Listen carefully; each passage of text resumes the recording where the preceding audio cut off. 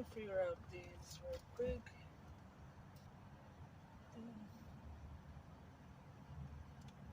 This.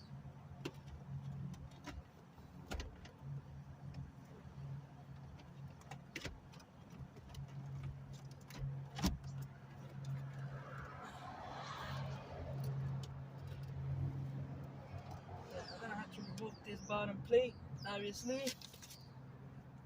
So that'll be it, guys, for this video. For this, I don't know if it's tutorial for you guys. I don't know how you guys will see it. I don't know if you guys like the video or not. Simple installations. I just feel like it was too many cables for a simple function as the factory stereo. So I feel like, it's too many cables. That's all what it is.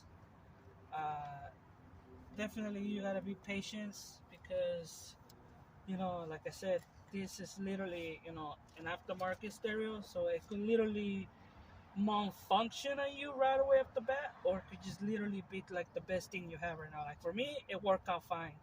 It's just like I feel like too many cables, unnecessary cables. I don't know where I got these stuff for, so yeah. I don't know. They just send it to you, but yes, guys, that'll be it. And thank you for watching my video. End of video.